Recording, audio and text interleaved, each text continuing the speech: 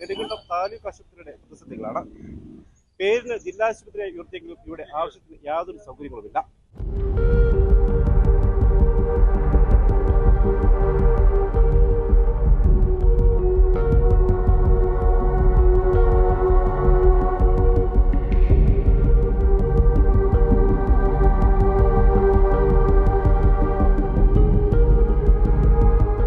ആവശ്യത്തിന് ഡോക്ടർമാർ പോലും ഇല്ലാത്ത അവസ്ഥയാണ് നിലവിലുള്ളത്.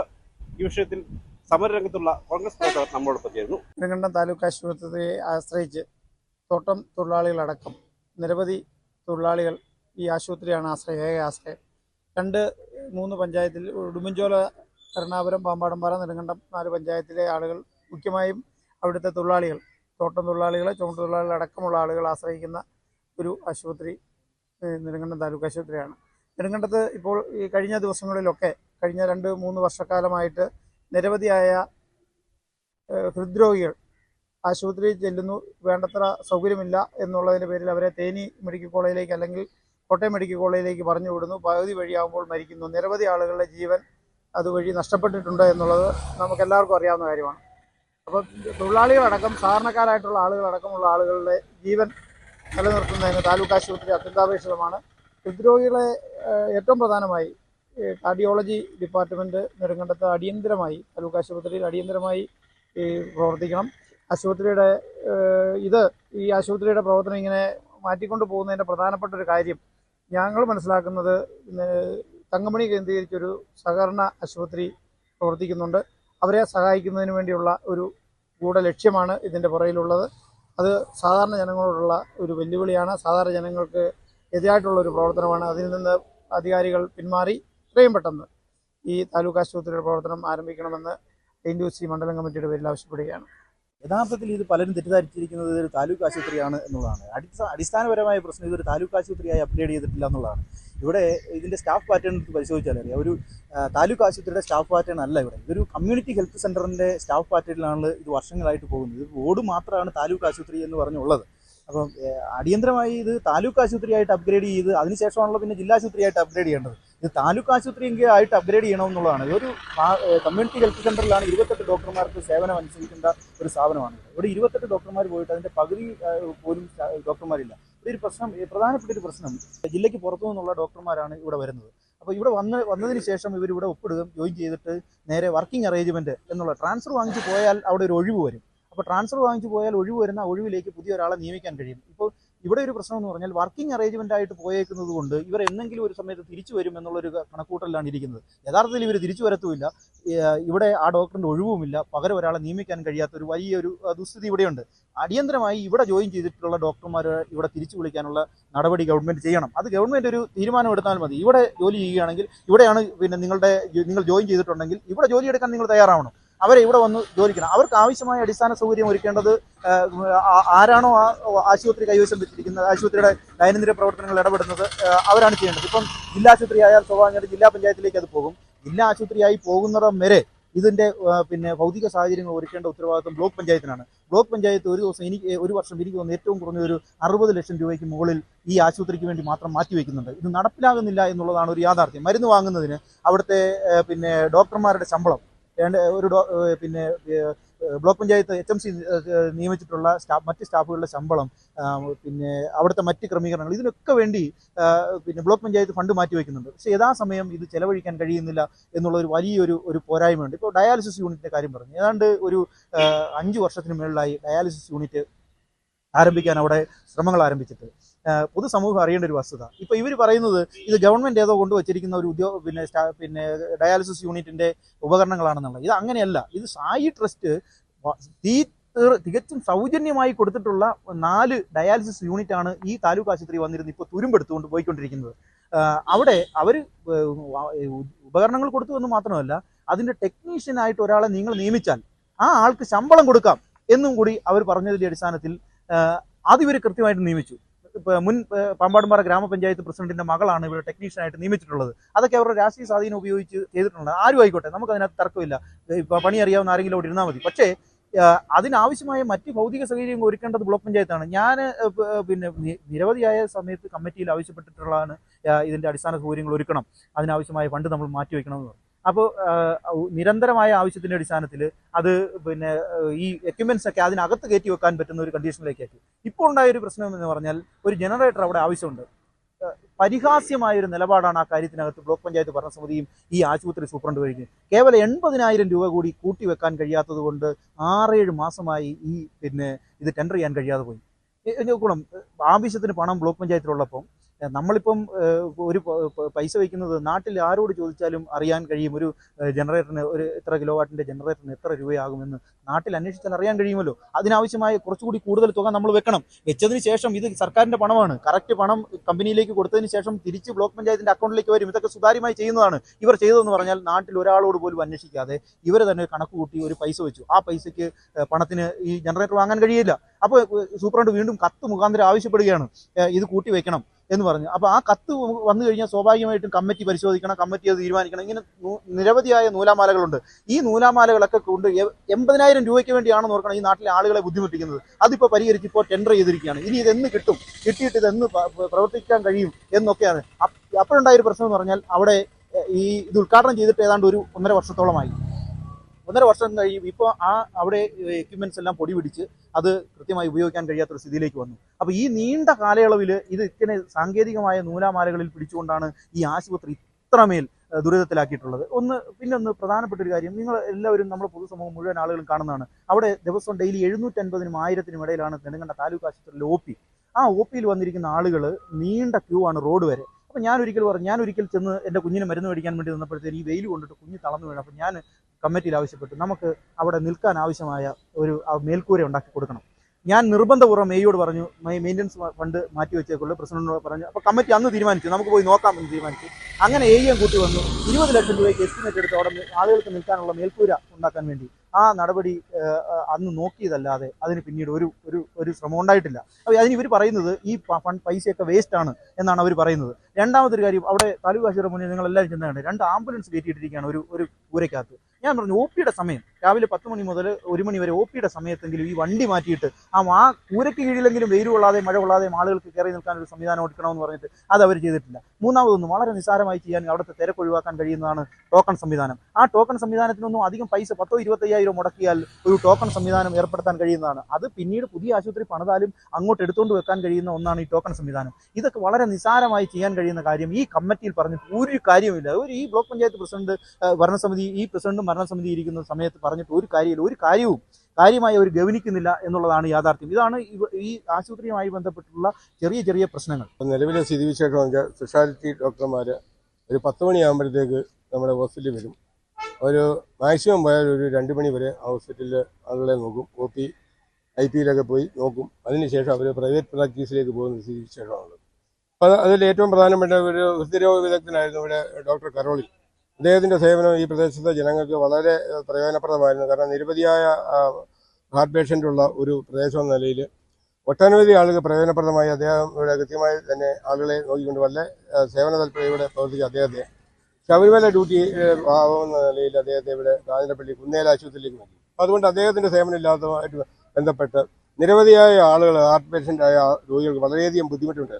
അതുപോലെ തന്നെ അദ്ദേഹത്തെ പോലുള്ള സ്പെഷ്യാലിറ്റി ഡോക്ടർ ഇവിടെ ഈ ആശുപത്രിയിൽ ഉണ്ടാകുമ്പോൾ അതിനാവശ്യമായ ഹൃദ്രോഗ സംബന്ധമായുള്ള മിഷണറി സംവിധാനം ഈ ആശുപത്രി ഇല്ല എന്നുള്ളതാണ് ഏറ്റവും പ്രധാനമായി.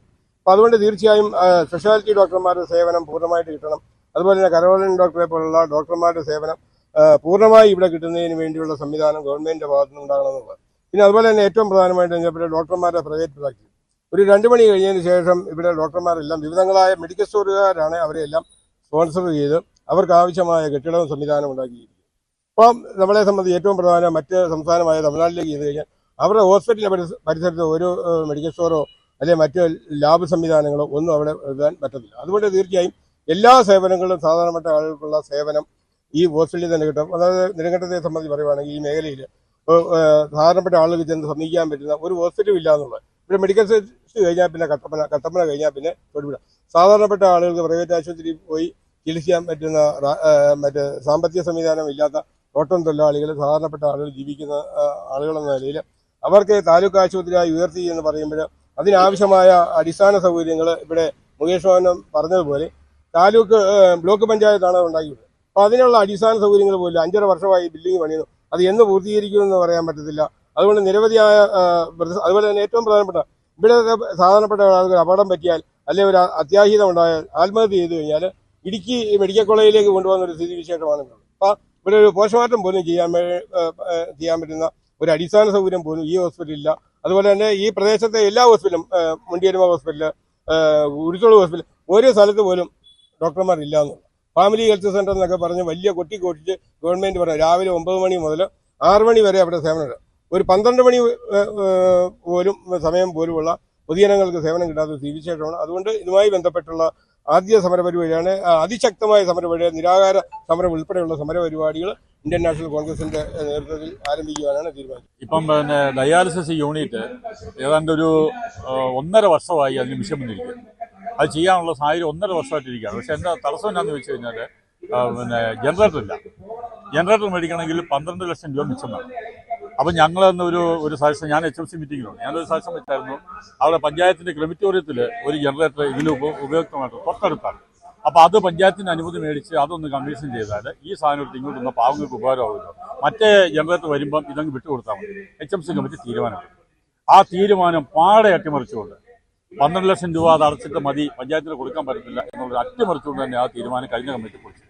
അപ്പം അങ്ങനെ ഓരോ കാര്യങ്ങളും പിന്നെ ഇപ്പം പറഞ്ഞല്ലോ മാറി മാറി വരുന്ന സൂപ്രണ്ടന്മാർ ഇപ്പം ഇങ്ങനെ നമ്മൾ കുറ്റമൊന്നും പറയുന്നില്ല, പക്ഷെങ്കിൽ പോരാ, അങ്ങനെ കുറേ നിലപാടെടുത്ത കാര്യങ്ങളൊക്കെ ചെയ്യണം. ഇപ്പം എന്ന് പറഞ്ഞാൽ ഭൗതിക സാഹചര്യം നമ്മൾ കെട്ടിടം മാത്രമല്ല, ആശുപത്രിയുടെ ഭൗതിക സാഹചര്യം മൊത്തത്തിൽ താളം തെറ്റിയെന്ന് പറഞ്ഞാൽ 10, 25, 50 പിന്നെ രോഗികൾ പോയി കഷ്ടപ്പെട്ട് ക്യൂ നിൽക്കുകയാണ്.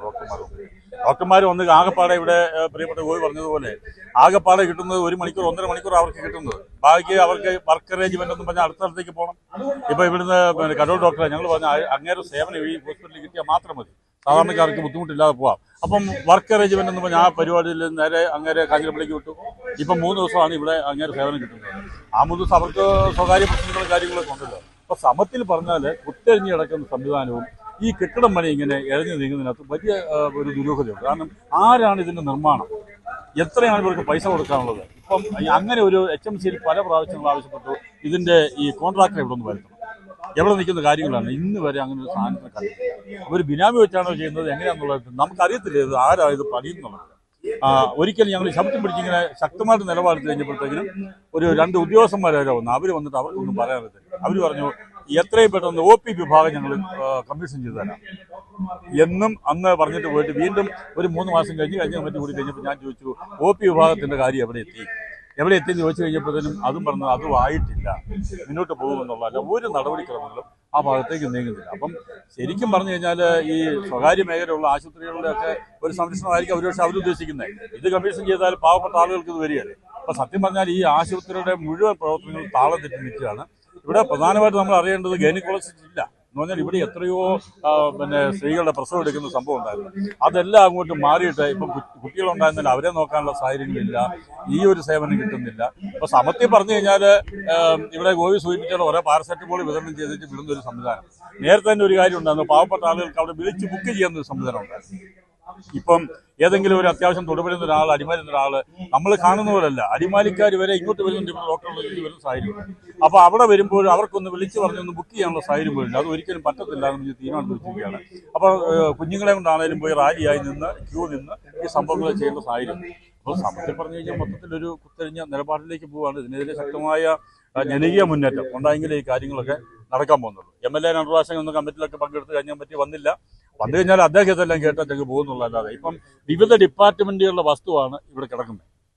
അപ്പൊ ഞങ്ങൾ HMCയിൽ പറഞ്ഞു പോലീസുകാരുടെ ഇതുണ്ട്, ഫയർഫോഴ്സിന്റെ ഉണ്ട്. അപ്പൊ ഈ വിവിധ ഡിപ്പാർട്ട്മെന്റുകളുടെ വസ്തു ഉണ്ട്, അതെല്ലാം ഒന്ന് ഇങ്ങോട്ടൊന്ന് ക്രമീകരിച്ച് വന്നെങ്കിൽ മാത്രമേ ആശുപത്രിയുടെ ദൈനംദിന കാര്യങ്ങൾക്ക് ഇനി ചുറ്റോടി ചുറ്റുമുള്ള കാര്യങ്ങളൊക്കെ ചെയ്യാൻ വേണ്ടിയുള്ള സാഹചര്യങ്ങൾ എടുക്കുള്ളൂ. അപ്പൊ ഇതൊക്കെ എടുക്കാനുള്ള തീരുമാനങ്ങൾ HMC എടുക്കും, പക്ഷെ നടപ്പിലാക്കുന്ന ഒരു സംവിധാനവും ഇല്ല. തീരുമാനം മുഖം രക്ഷിക്കാൻ വേണ്ടി എടുക്കും, പിന്നെ 3 മാസം കഴിഞ്ഞാൽ സംഭവങ്ങൾ നടക്കുന്നത്. ഇങ്ങനെ പോകാൻ തുടങ്ങിയിട്ട് വർഷങ്ങൾ ഏറെ ആയിട്ടുണ്ടെന്നുള്ളതാണ്. അപ്പൊ ഇത് ഇവിടെ കമ്മീഷൻ ചെയ്ത് ഇപ്പം നമുക്ക് മൊത്തത്തിൽ പറയാനുള്ളത് ഈ ആശുപത്രി ഇവിടെ നന്നായിട്ട് കമ്മീഷൻ ചെയ്ത് കഴിഞ്ഞാൽ ഈ ജില്ലയ്ക്ക് പ്രയോജനമായിരുന്നു. പറഞ്ഞാൽ തൊട്ട മേഖലയുള്ള തൊഴിലാളികൾ, പാവപ്പെട്ട ആളുകളാണ് ഇവിടെ വരുന്നത്.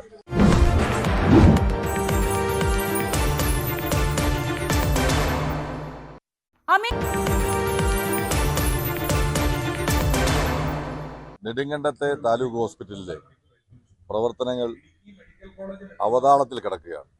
28 ഡോക്ടർമാരുള്ള ഡോക്ടർമാർ വേണ്ട ഹോസ്പിറ്റലിൽ 8ഓളം ഡോക്ടർമാരുടെ സേവനം മാത്രമാണ് ലഭ്യമായിട്ടുള്ളത്. 10-21 പോലെ പോസ്റ്റ് ചെയ്തിട്ടുണ്ട്. പക്ഷേ വർക്ക് അറേഞ്ച്മെന്റ്സിന്റെ ഡെപ്യൂട്ടേഷന്റെ ഒക്കെ പേരിൽ അവർ വിവിധ ഹോസ്പിറ്റലുകളിലാണ് ഡോക്ടർമാർ ജോലി ചെയ്യുന്നത്. 1.5 ലക്ഷത്തോളം ആളുകളാണ് പാമ്പാടുംപാറ, കരുണാപുരം, നെടുങ്കണ്ടം, ഉടുമ്പൻചോല പഞ്ചായത്തുകളിലായിട്ട് ഈ ഹോസ്പിറ്റലിന്റെ പരിധിയിലുള്ളത്. ഇത്രയും ആളുകൾക്ക് ആശ്രയിക്കാനുള്ള ഏക ഹോസ്പിറ്റലായ നെടുങ്കണ്ടം താലൂക്ക് ഹെഡ്ക്വാർട്ടേഴ്സ് ഹോസ്പിറ്റൽ അതിപ്പോൾ ജില്ലാ ഹോസ്പിറ്റലിന്റെ സ്റ്റാറ്റസിലേക്ക് ഉയർത്തി എന്നാണ് എം മണിയെപ്പോലുള്ള ആളുകളൊക്കെ പറയുന്നത്. പക്ഷേ ഇവിടെ പണ്ട് CHC ആയിരുന്നപ്പോൾ ഉണ്ടായിരുന്ന അടിസ്ഥാന സൗകര്യങ്ങൾ പോലും ഇന്ന് ലഭ്യമാകുന്നില്ല. ഒരു പോസ്റ്റ്മോർട്ടം ചെയ്യണമെങ്കിൽ ഇവിടെ ഒരു ആക്സിഡന്റ് ഉണ്ടായോ അല്ലെങ്കിൽ അപകടം ഉണ്ടാകുകയോ ആത്മഹത്യ ഉണ്ടാകുന്ന ഡെഡ് ബോഡി പോസ്റ്റ്മോർട്ടം ചെയ്യണമെങ്കിൽ ഇവിടുന്ന് 60 കിലോമീറ്റർ അകലെ ഇടുക്കി മെഡിക്കൽ കോളേജിൽ കൊണ്ടുവരേണ്ട ഗതികേടാണ് എം മണി MLA ആയിരിക്കുന്ന ഈ നിയോജക മണ്ഡലത്തിലെ ജനങ്ങൾക്കുള്ളത് എന്നുള്ളതാണ് യാഥാർത്ഥ്യം. ഇതിന്റെയൊക്കെ പിന്നിൽ കട്ടപ്പന തങ്കമണി കേന്ദ്രമായി പ്രവർത്തിക്കുന്ന സഹകരണ ആശുപത്രി തൂക്കുപാലം പോലെയുള്ള പ്രദേശത്ത് കൊണ്ടുവരുന്നതിനുള്ള ശ്രമം നടത്തുന്നുണ്ട്. സ്വകാര്യ സഹകരണ മേഖലയിൽ പ്രവർത്തിക്കുന്ന സഹകരണ ആശുപത്രിയിലേക്ക് കൂടുതൽ രോഗികളെ എത്തിക്കുന്നതിനും അതിനുവേണ്ടി ഈ താലൂക്ക് ഹോസ്പിറ്റൽ പോലെയുള്ള മുണ്ടേമേലെ PHC പോലുള്ള കരുണാപുരം PHC പോലുള്ള ഹോസ്പിറ്റലുകളുടെ പ്രവർത്തനങ്ങൾ തകർക്കുന്നതിനും വേണ്ടിയുള്ള ഗൂഢാലോചനയാണ് നടക്കുന്നത്. ഈ താലൂക്ക് ഹെഡ്ക്വാർട്ടേഴ്സിന്റെ ഹോസ്പിറ്റലിന്റെ പ്രവർത്തനങ്ങൾ അടിയന്തരമായി പരിഹരിക്കുന്നതിന് വേണ്ടിയുള്ള ശ്രമങ്ങൾ ഉണ്ടാകണം. ഡോക്ടർമാരെ നിയമിക്കണം. മരുന്ന് പാരാസെറ്റമോളിന്റെ ഗുളികയല്ലാതെ മറ്റൊരു മരുന്നും നെടുങ്കണ്ടത്ത് ലഭ്യമാകുന്നില്ല. എല്ലാം ഡോക്ടർമാരെ കുറിച്ചു കൊടുക്കുകയാണ്. ഡോക്ടർമാർ സ്വകാര്യ പ്രാക്ടീസ് നടത്തുന്നിടത്ത് രോഗികൾ തിങ്ങിക്കൂടുന്ന സാഹചര്യമാണുള്ളത്. മെഡിക്കൽ സ്റ്റോർ നടത്തിപ്പുകാരുടെ കുറിപ്പടിയുടെ അടിസ്ഥാനത്തിൽ മരുന്ന് വാങ്ങി കഴിക്കുന്നവരാണ് അധികവും ഈ നാട്ടിൽ. അപ്പോൾ നെടുങ്കണ്ടം പോലെയുള്ള മേഖലയിൽ ആതുര ശുശ്രൂഷ സേവന രംഗത്ത് വലിയ ഉത്കണ്ഠയാണ് ജനങ്ങൾക്കുള്ളത്. അത് പരിഹരിക്കുന്നതിന് ഭരണകൂടത്തിന്റെ ഭാഗമായി നിൽക്കുന്ന ആളുകൾ ശ്രമിക്കണം. എറണാകുളം, നെടുങ്കണ്ടം, പാമ്പാടുംപാറ, ഉടുമ്പൻചോല തോട്ടം തൊഴിലാളികൾ ധാരാളമായി തിങ്ങിപ്പാർക്കുന്ന കാർഷിക മേഖല എടുക്കുന്ന ആൾക്കാർ ഉൾപ്പെടെ തിങ്ങിപ്പാർക്കുന്ന പ്രദേശത്തെ ഏക ആശ്രയമാണ് താലൂക്ക് ഹോസ്പിറ്റൽ എന്നതാണ് യാഥാർത്ഥ്യം. ഇത് നെടുങ്കണ്ടം ബ്ലോക്ക് പഞ്ചായത്തിന്റെ കെടുകാര്യസ്ഥ കൊണ്ടാണ് അതിന്റെ പ്രവർത്തനം ഇങ്ങനെ മന്ദീഭവിച്ചു പോകുന്നതാണ് യാഥാർത്ഥ്യം. ഇത് വലിയൊരു ഗൂഢാലോചനയുടെ ഭാഗമാണ്. ഇവിടെ CPMന്റെ നേതൃത്വത്തിലുള്ള സഹകരണ ആശുപത്രി നമ്മുടെ പല മേഖലകളിലും അവരുടെ ബ്രാഞ്ചുകളുടെ പ്രവർത്തനം ആരംഭിച്ചിട്ടുണ്ട്. സഹകരണ ആശുപത്രിയെ സംരക്ഷിക്കുന്നതിന് വേണ്ടിയാണ് ഇവർ ഈ ഗൂഢാലോചന നടത്തി ഈ ഹോസ്പിറ്റലെല്ലാം തകർക്കുന്നതെന്നാണ് യാഥാർത്ഥ്യം. ഇവിടെ മോർച്ചറിയുടെ സൗകര്യം ഉണ്ടായിരുന്ന പ്രദേശമാണ്. ആ ഹോസ്പിറ്റലിന്റെ ഒരു പ്രവർത്തനത്തിൽ മോർച്ചറിയുടെ അതായത് നിരന്തരം ആത്മഹത്യയും അല്ലെങ്കിൽ മറ്റു രീതിയിലുള്ള മരണങ്ങൾ നടക്കുന്ന പ്രദേശം എന്ന നിലയിൽ ആഴ്ചയിൽ 5-6 പോസ്റ്റ്മോർട്ടം നടത്തുന്ന സ്ഥലമാണ് നെടുങ്കണ്ടം PHC. പക്ഷേ ഇന്ന് അവിടെ ഒരു മേൽക്കൂര പോലും ഇല്ല. കിട്ടിയിരുന്നുവെങ്കിൽ ഈ രോഗികളെ ഈ മരണപ്പെട്ടവരെയും കൊണ്ട് ഇടുക്കി മെഡിക്കൽ കോളേജിൽ പോയി 1-2 ദിവസത്തിന് ശേഷമാണ് പല ചവടക്കളും നടക്കുന്നത്. ഗുരുതരമായ ആ രീതിയിലുള്ള പ്രശ്നങ്ങൾ പരിഹരിക്കുവാൻ ബ്ലോക്ക് പഞ്ചായത്തിന്റെ ഭാഗത്തുനിന്ന് അല്ലെങ്കിൽ MLAയുടെ ഭാഗത്തുനിന്ന് ഒരു നടപടിയും സ്വീകരിക്കാത്തതുകൊണ്ടാണ് ഇതിന്റെ പ്രവർത്തനം അപകടത്തിലായിരിക്കുന്നത്. തീർച്ചയായും ഇവിടെ നേരത്തെ സൂചിപ്പിച്ചതുപോലെ സഹകരണ മേഖലയിൽ പ്രവർത്തിക്കുന്ന മാസ്റ്റർ പാർട്ടിയുടെ നേതൃത്വത്തിലുള്ള ആ ഹോസ്പിറ്റലിനെ സഹായിക്കുന്നതിന് വേണ്ടി ഈ രീതിയിലുള്ള സർക്കാർ സംവിധാനത്തിലുള്ള ഹോസ്പിറ്റലിനെ മുഴുവൻ നശിപ്പിക്കുന്ന രീതിയിലുള്ള പ്രവർത്തനങ്ങളുമായിട്ടാണ് നേതൃത്വം മുന്നോട്ട് പോകുന്നതാണ് യാഥാർത്ഥ്യം. ഒരു കാർഷിക മേഖലയും തോട്ടം തൊഴിലാളികൾ തിങ്ങി വസിക്കുന്നില്ല. അതുപോലെ തന്നെ തമിഴ്നാടിൻ്റെ ഒരു ബോർഡർ പ്രദേശവും കൂടെ കൂടിച്ചേരുന്നൊരു ഭാഗത്ത് കോട്ടയം മെഡിക്കൽ കോളേജിലേക്ക് ഒരു ചികിത്സാർത്ഥം പോകണമെങ്കിൽ 100-ന് മേലെ കിലോമീറ്റർ യാത്ര. ഇവിടെ നിന്ന് യാത്ര ചെയ്തൊരു രോഗി കോട്ടയം മെഡിക്കൽ കോളേജിലെത്തി അവർ രക്ഷപ്പെടുക എന്ന് പറയുന്നത് വലിയൊരു ആയാസകരമാണ്.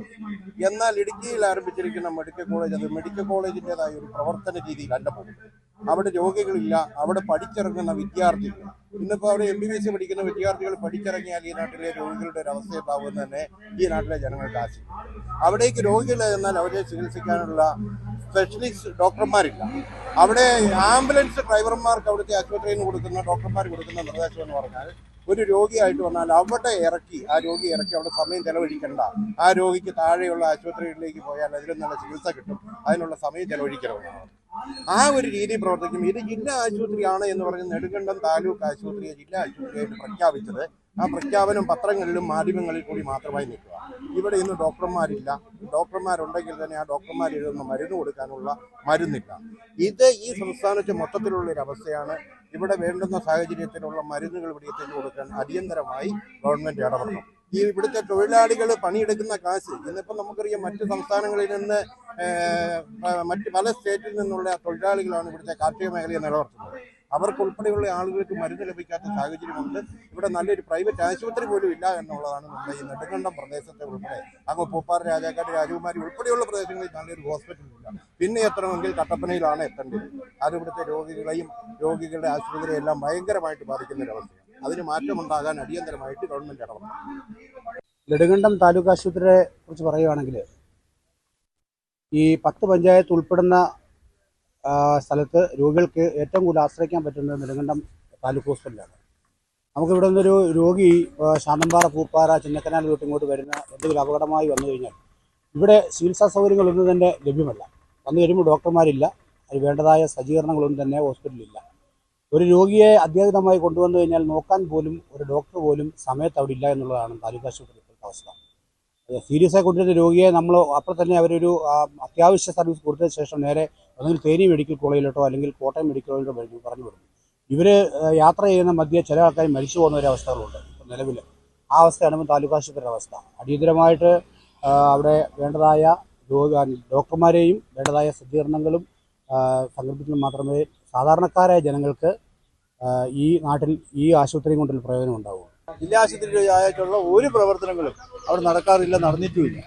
ഇപ്പോഴും നടക്കുമെന്നുള്ള പ്രതീക്ഷയിലാണ് പൊതുജനങ്ങൾ മൊത്തം ഇരിക്കുന്നത്. പക്ഷേ അത് ഉടനെയൊന്നും നടക്കുന്ന ലക്ഷണങ്ങളൊന്നുമില്ല. ഭരണപരമായ രീതിയിലുള്ള പ്രവർത്തനത്തിൻ്റെ കുഴപ്പം കൊണ്ട് മാത്രം അവിടെ ഈ പ്രശ്നങ്ങൾ നടക്കാതിരിക്കുന്നത്. ഒന്നാമത്തെ ഒരു കാര്യം എന്ന് പറഞ്ഞാൽ അവിടെ രോഗികൾക്ക് ആവശ്യമായ ട്രീറ്റ്മെൻറ്റോ സഹകരണമോ കൊടുക്കാനുള്ള നഴ്സുമാരോ അവിടുത്തെ ഡോക്ടർമാരോ ഇല്ല. ഡോക്ടർമാർ കുറിക്കുന്നതൊന്നും നഴ്സുമാർ കൊടുക്കത്തില്ല എന്നുള്ളതാണ് എൻ്റെ ഒരു കാഴ്ചപ്പാട് അറിവ്. അപ്പോൾ ആ രീതി അനുസരിച്ച് ഇവർക്കൊക്കെ വെളി സൈഡിലുള്ള മെഡിക്കൽ സ്റ്റോറിൻ്റെ ഒരു പരിഗണന അവർക്ക് എല്ലാവർക്കും ഉണ്ട്. ആ പരിഗണനയുടെ വെളിച്ചത്തിലാണ് ഈ ഡോക്ടർമാർ ഈ കുറിപ്പ് എഴുതുകയും ഈ കാര്യങ്ങൾ ചെയ്യുകയും ചെയ്യുന്നത്. നെടുങ്കണ്ടം ടൗണിനെ സംബന്ധിച്ച് പറയുകയാണെങ്കിൽ 8 or 9 മെഡിക്കൽ സ്റ്റോറുകളുണ്ട്. എല്ലാ മെഡിക്കൽ സ്റ്റോറുകൾക്കും ഈ കുറിപ്പ് കൊടുക്കാൻ പറ്റത്തില്ല. അപ്പോൾ ഓരോ മെഡിക്കൽ സ്റ്റോറുകൾക്ക് വേണ്ടിയിട്ട് ഓരോ ഡോക്ടർമാരെ ഈ താലൂക്കിൽ കൊണ്ടിരുത്തി അവരെ കുറിപ്പ് മേടിച്ചാണ് ഇവിടുത്തെ കാര്യങ്ങളൊക്കെ നടത്തുന്നത്. അപ്പോൾ ഈ രീതി അനുസരിച്ച് മുമ്പോട്ട് പോയി കഴിഞ്ഞാൽ ഇവിടുത്തെ പൊതുജനങ്ങൾ എന്ത് ചെയ്യാൻ സാധിക്കും? ഇതൊക്കെ ഭരണപരമായിട്ടുള്ള കാര്യത്തിൻ്റെ കുഴപ്പം തന്നെയാണ്, അല്ലാതെ വേറെ ആരുടെയും കുഴപ്പമില്ല. ഡോക്ടറെ നിയന്ത്രിച്ച് നിർത്തേണ്ടത് അവിടുത്തെ സൂപ്രണ്ടിൻ്റെ കടമയാണ്. ആ സൂപ്രണ്ട് വേറൊരു വഴിയാണെങ്കിൽ മറ്റു ഡോക്ടർമാർ ഏത് വഴിക്ക് പോകും? അതൊന്നും അതിനൊക്കെ ഉള്ള പ്രശ്നങ്ങൾക്ക് ഏറ്റവും കൂടുതൽ പരിഹാരം പൊതുജനങ്ങൾ ഇതേ കണക്കിലുള്ള സമരപരിപാടികൾ ഏറ്റെടുത്ത് ജനങ്ങളെല്ലാം കൂടെ ഒന്നിച്ചു നിന്ന് അവിടെ രാഷ്ട്രീയ ജാതി വ്യത്യാസം അനുസരിച്ച് ഇത് നമുക്ക് ആവശ്യമുള്ള കാര്യമാണ് എന്നുള്ള ഒരു തോന്നൽ വെച്ച് എല്ലാവരും കൂടെ ചോദിപ്പിച്ച് ഈ കാര്യങ്ങൾ ചെയ്താൽ മാത്രമേ ഈ നാട് നന്നാവത്തുള്ളൂ. അല്ലെങ്കിൽ ഈ താലൂക്ക് ആശുപത്രി എന്ന പേരുള്ളത് ജില്ലാ ആശുപത്രി എന്ന് പറഞ്ഞാൽ പേര് വെച്ചാൽ ഇവിടെ ഒന്നും നടക്കത്തില്ല. ഒരു രോഗികൾക്ക് പോലും ഒരു ട്രീറ്റ്മെന്റ് കൊടുക്കാൻ സാധിക്കാത്ത ഒരു സാഹചര്യമാണ് ഇവിടെ ഉണ്ടായിരിക്കുന്നത്. അതിനൊരു മാറ്റം വേണം. മാറ്റം വന്നില്ല എങ്കിൽ മാറ്റം വരുത്താൻ ഇവിടുത്തെ ഇന്ത്യൻ നാഷണൽ കോൺഗ്രസ് മുന്നിട്ടിറങ്ങും. ഈ സമരമൊന്നുമല്ല, ഇതിനെക്കാട്ടും വലിയ സമരങ്ങൾ മുന്നിട്ട് ചെയ്യാനായിട്ട് ഇവിടുത്തെ എല്ലാ കോൺഗ്രസിന്റെ പ്രവർത്തകരും എല്ലാ ആൾക്കാരും സഹകരിക്കണമെന്ന് മാത്രമേ എനിക്ക് പറയാൻ. നെടുങ്കണ്ടം താലൂക്ക് ആശുപത്രിയുടെ അവസ്ഥ ഇപ്പോൾ വളരെ ദയനീയാവസ്ഥയിലാണ്. നമുക്ക് ചെന്നാലറിയാം, അവിടെ ഡോക്ടർമാരെ കാണണമെങ്കിൽ അവിടെ ആ ഡോക്ടർമാരിരിക്കുന്ന റൂം വരെ താൽക്കാലികമായി ഉണ്ടാക്കിയിരിക്കുന്ന റൂം അവിടെ രോഗികൾക്കും ഡോക്ടർമാർക്കും ഇരിക്കാനുള്ള സൗകര്യം തീർത്തില്ല.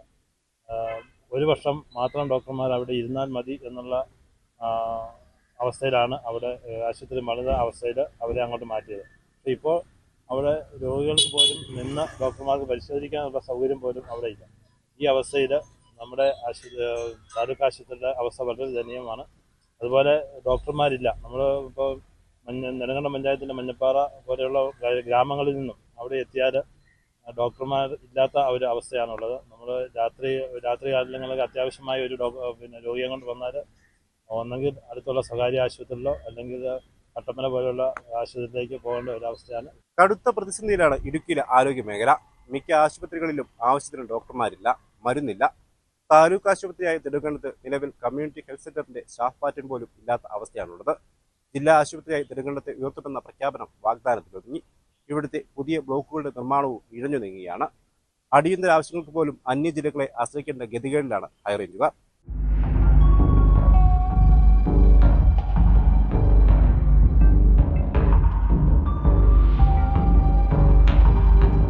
പ്രഖ്യാപനങ്ങളിലും വാഗ്ദാനങ്ങളിലുമെല്ലാം താലൂക്ക് ആശുപത്രി എന്നും ജില്ലാ ആശുപത്രി എന്നുള്ള പദ്ധതികളുണ്ട്.